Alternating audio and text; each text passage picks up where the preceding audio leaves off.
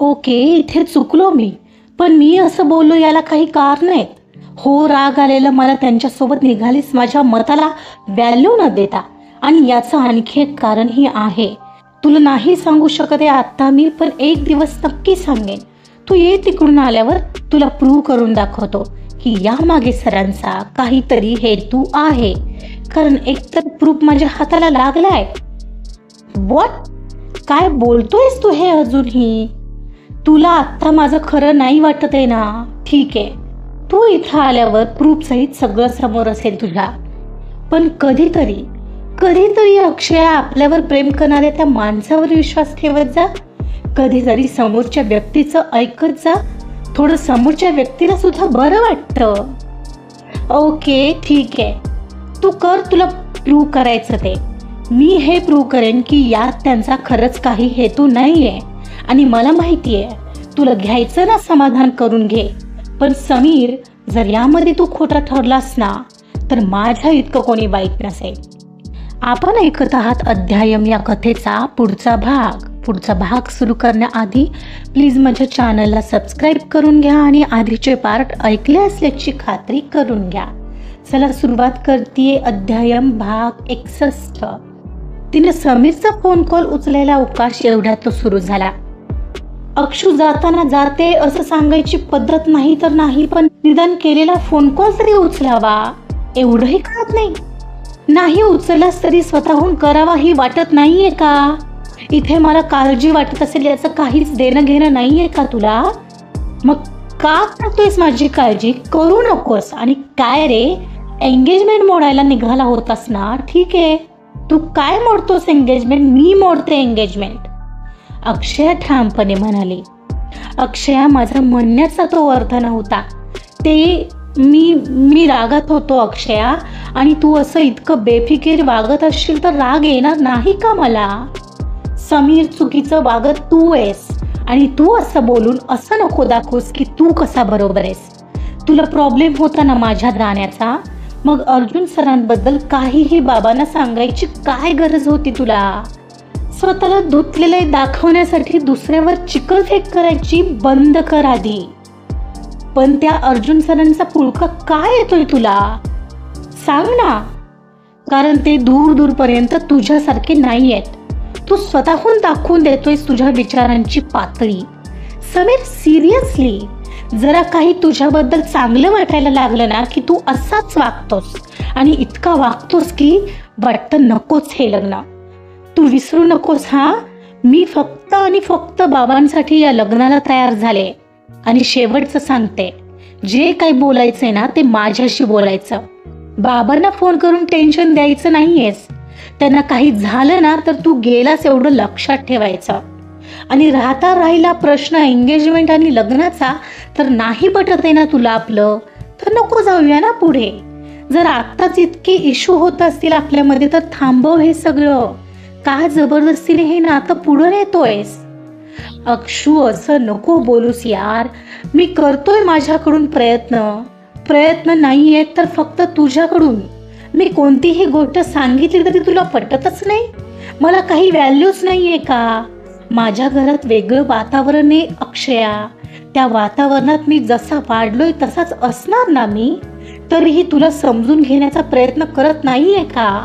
हो, मी बोललो सरांबद्दल, कारण जाताना साधं सांगूनही गेली नाहीयेस तू मला मी जाते म्हणून. मला काय वाटलं असेल याचा विचार केलास का? सांगून काय करणार होते? तू विषय तिथं स्टॉप करायला लावला होता. सरळ सरळ जाऊ नको असं बोलला होतास, म्हणून नाही आले बोलायला. पण म्हणून काय तू त्यांच्याबद्दल असं बोलणार आहेस? हे चूकच नाहीये का समीर? एखाद्याबद्दल माहिती नसताना आपण खरंच बोलू नये समीर. मी खूपदा सांगितलंय. ओके, इथे चुकलो मी, पण मी असं बोललो याला काही कारण आहे. हो, राग आलेला मला त्यांच्यासोबत निघालीस माझ्या मताला व्हॅल्यू न देता. आणि याचं आणखी एक कारणही आहे. तुला नाही सांगू शकत आहे आत्ता मी, पण एक दिवस नक्की सांगेन. तू ये तिकडून आल्यावर तुला प्रूव्ह करून दाखवतो की यामागे सरांचा काहीतरी हेतू आहे. कारण एकतर प्रूफ माझ्या हाताला लागलाय. व्हॉट? काय बोलतोयस तू हे अजूनही? तुला आत्ता माझं खरं वाटत नाहीये ना? ठीक आहे, तू इथं आल्यावर प्रूफ सहित सगळं समोर असेल तुझ्या, पण कधीतरी अक्षया आपल्यावर प्रेम करणाऱ्या त्या माणसावर विश्वास ठेवत जा. कधीतरी समोरच्या व्यक्तीचं ऐकत जा. थोडं समोरच्या व्यक्तीला सुद्धा बरं वाटतं. ओके ठीक आहे, तू कर प्रूव्ह तुला काय करायचं ते. मी हे प्रूव्ह करेन की यात सरांचा काहीच हेतू नाहीये आणि मला हे माहितीये. तुला घ्यायचं ना समाधान करून घे, पण समीर जर यामध्ये तू खोटं ठरलास ना तर माझ्या इतकं कोणी वाईट नसेल, एवढं लक्षात ठेव. ठीक आहे ना अक्षू, बघू कोण खरं ठरतंय, कारण यावेळी मी खरं तेच बोलतोय. वेळच सांगेल सगळं. ठीक आहे, वी विल सी, ती म्हणाली आणि दोघात क्षणभर शांतता पसरली. काही वेळाने शांत होत समीर तिला म्हणाला, पोहोचलीस ना तिथं, सांगावंही नाही वाटलं का? अर्धाच तास झालाय समीर, मी पोहोचले त्याला. काळजी घे अक्षू, कारण मला काळजी वाटते तुझी. लोकांच्या नजरा चांगल्या नसतात अक्षू, प्लीज टेक केअर. तू हे सरांबद्दल बोलतोयस पुन्हा? असंच समज. समीर मी फोन ठेवते, तू प्रूव्ह करशील तेव्हा करशील, पण प्लीज आत्तापासूनच हे असं बोलणं आणि वागणं बंद कर. बाय. म्हणजे तिनं आता रागातच फोन कॉल कट केला. तो अर्जुनबद्दल असं बोलत होता आत्ताही, आणि आतापर्यंत तिच्या नजरेत आलेला अर्जुन असा नव्हताच. तिला राग येत होता समीरचा, त्याच्या अशा बोलण्याचा, आणि एका मनाला छळून जात होती ही गोष्ट की अर्जुन खरंच तसा असेल तर. छे छे, हे काय विचार करते मी. सर असे नाही आहेत, एकदाही असे वाटले नाही आहेत ते. हा समीर जर खोटा निघाला ना तर आई शपथ मी हे एंगेजमेंट आणि लग्न स्वतःच मोडेन. बस आता करू दे प्रूव्ह त्यालाही. मलाही पाहायचंय काय प्रूव्ह करणार आहे. अक्षया बराच वेळ विचारात हरवली होती. विचारांच्या नादात 8 कधी वाजले तिच्या लक्षात आलं नव्हतं, आणि 8 वाजले तसा अर्जुनचा कॉल तिला येऊ लागला. हा सर, ती उचलत म्हणाली. अक्षया 8 वाजले, डिनरला जाऊया ना? हो, मी आलेच 1-2 मिनिटात. म्हणून तिने फोन ठेवला. तिचं मन आता नाराज झालेलं. समीरनं सगळा मूड खराब केलेला तिचा. तरीही ओठांवर हलकासा लिप बाम लावला आणि केस नीट करत रूम बाहेर आली, तर अर्जुन तिची वाट पाहत तिथंच बाहेर फिरत होता. कितीतरी वेळा अर्जुनला संधी होती अक्षयाच्या रूममध्ये येण्याची, पण तरीही आताही डिनरला बोलवताना सुद्धा तिला कॉल करून बाहेर बोलावलेलं त्याने, आणि समीर असा बोलतोय त्यांच्याबद्दल. डिस्गस्टिंग. ती विचार करत तिथेच दरवाजा बाहेर त्याच्या आकृतीकडे पाहत होती. एवढ्यात तो तिच्याकडे वळला. तू कधी आलीस? जाऊया? हो. तिनं मान हलवली तसे दोघंही खाली निघाले. आताही तो तिच्या पुढे होता. हा समीर ना मरणाने माझ्या हातून जर का तो खोटा निघाला. मनाशीच म्हणत ती अर्जुनच्या पाठोपाठ खाली आली. क्लायंटने आज रात्रीच्या त्यांच्या जेवणाची व्यवस्था केली होती, सो त्या दोघांसाठी खास व्यवस्था होती. बॅकग्राऊंडला सुंदर असं संगीत वाजत होतं आणि दोघंही येऊन आपापल्या जागा पकडून बसले. कसलं भारी वाटत होतं हे सगळं. अक्षयाला छान वाटत होतं. अर्जुनचं वागणं अजूनही प्रोफेशनल असंच होतं. तो आता मोबाईलमध्ये काही पाहत होता. ऑर्डर ही दिली नव्हती, पण तो निवांत होता पाहून तीही गप्प राहिली. कधीतरी समीरचं बोलणं तिला मनात आठवून जात होतं आणि उगाच कसलीशी हुरहुर लावून जात होतं. पण हळूहळू त्या सुंदर वातावरणाचा प्रभाव तिच्या मनावर पडत चालला होता आणि तिला समीरच्या बोलण्याचा विसर पडू लागला. थोड्याच वेळात क्लायंटही आले. ते येताच अर्जुन उठला आणि ते पाहून तीही उठली. सॉरी, थोडं लेट झालो मी खास तुमच्यासाठी जेवणाचा वेगळा मेनू सांगितलाय. तुम्ही बसा, मी वाढायला सांगतो, म्हणत त्यांनी वेटरला आवाज दिला आणि काहीच वेळात जेवण टेबलवर येऊ लागलं. हिची ओळख करून देतो. मघाशी ओळख करून द्यायची राहिली, सो आता करून देतो. ही सोशल मीडिया असिस्टंट आहे आमच्या ऑफिसमध्ये. आपल्या सगळ्या ॲड कॅम्पेन याच पाहतात आणि अक्षया हे या हॉटेलचे ओनर आहेत. Okay, good, nice to meet you miss Akshaya, ते क्लायंट म्हणाले. या, हॅलो सर. चला एन्जॉय करू जेवण. काही वाटलं तर सांगा. हो नक्कीच. जेवण करायला ते क्लायंटही सोबत होतंच, त्यामुळे त्यावेळी तिनंही फारसा संवाद साधलाच नव्हता अर्जुनशी, कारण ते दोघंच बोलत होते. कधीतरी संदर्भाने तिला काही विचारलं तर ती बोलत होती.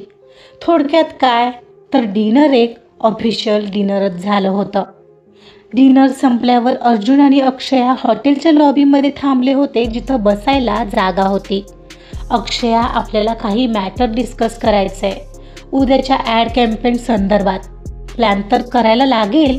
तू तयार आहेस ना? हो सर, मी तयार आहे. माझ्या विचारानुसार या कॅम्पेनमध्ये सोशल मीडियावरचा फोकस जास्त असावा. आपल्याला त्या कॅम्पेनला अधिक प्रभावी आणि आकर्षक बनवायचं आहे. तुझं काम इथे खूप महत्त्वाचं असणार आहे. हो सर, माझा काय रोल असेल? तू सोशल मीडिया प्लॅटफॉर्म्सवर कॅम्पेन चांगल्या पद्धतीने प्रमोट करणार आहेस. म्हणजे फेसबुक, इंस्टाग्राम, ट्विटर या सगळ्या ठिकाणी पोस्ट तयार करणं, त्यावर ॲड्स लॉन्च करणं आणि यूट्यूबसाठी व्हिडिओ प्रमोशन देखील करणं. पोस्ट कॅप्शन आणि व्हिज्युअलसाठी काही अपडेट ठेवता येतील. त्यांच्या रँकिंगसाठी चांगले हॅशटॅग आणि टार्गेट ॲडची सुद्धा आवश्यकता असेल. ठीक आहे सर, मी ते सगळं पाहून घेईल.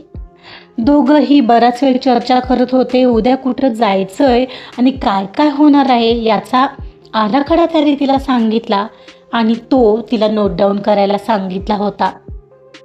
फक्त प्रोफेशनल बोलणं होतं दोघात आणि अक्षयाचा विश्वास आता आपोआप अर्जुनकडे झुकत होता. समीरच्या शब्दांची ताकद आणि त्यांचा तिच्यावर झालेला परिणाम ही आपोआप कमी होत चाललेला. एक क्षणाला सगळे क्लिअर झाल्यावर अर्जुन उठला. चला, उद्या लवकर उठावं लागेल. सो तू जाऊन झोप आता. तरी किती वाजता उठावं लागेल सर? उठावं लागेल मीन्स तू 6पर्यंत तयार राहा. ओके, मी तुला निघायच्या वेळी कॉल करेन. ओके ओके, चलो देन, गुड नाईट, तो स्मित करत म्हणाला. गुड नाईट सर, तीही उत्तरादाखल स्मित करत म्हणाली आणि तिच्या रूमच्या दिशेने वळली. तो तर एव्हाना लगेच त्याच्या रूममध्ये निघूनही गेला होता, थांबलाही नव्हता. थोड्या इतर गप्पा मारल्या असत्या एखाद्याने, पण नाही. तसंही फ्रेंड आहोत की आपण, पण आता तसे वागत नाही आहेत सर. कधी कधी कळतच नाही. ती आता आत येऊन बेडवर पहुडली. समीर म्हणतो तसं त्याने खरंच प्रूव्ह करू दे की इकडे मला येऊन येण्यामागे त्यांचा काही हेतू होता. मला तर उलट आवडेल. मलाही तर कळेल नक्की त्यांना माझ्याबद्दल काही वाटतंय का. ओ माय गॉड, खरंच असं असेल तर मी तर वेडीच होईन. मला उलट खूप आवडू लागलाय त्यांचा स्वभाव. मला खात्री आहे असा तसा हेतू त्यांचा बिलकुल नसणार. I am sure. आणि जर त्यांना माझ्याबद्दल फिलिंग्ज असतील तर मी तयार आहे. मी तर उलट वाट पाहते त्यांनी ते बोलून दाखवावं, पण व्यक्तच तर होत नाहीत ना ते. त्यात हे समीरचं घोंगडं गळ्यात पडलंय. ओ गॉड, काहीतरी तूच मार्ग दाखव. काही असो, उद्याचा दिवस खास असणार. I want to full enjoy it. काहीतरी भेटणार आहे नक्कीच. I can feel it. Akshay असा विचार करत होती. आजचा भाग इथं संपलेला आहे. बघूया महाबळेश्वरमध्ये उद्या काय काय घडणार आहे. तर त्यासाठी ऐकत रहा अध्यायम. कथा आवडत असेल तर प्लीज लाईक करा, सबस्क्राईब करा आणि शेअर सुद्धा करा. Thank you so much.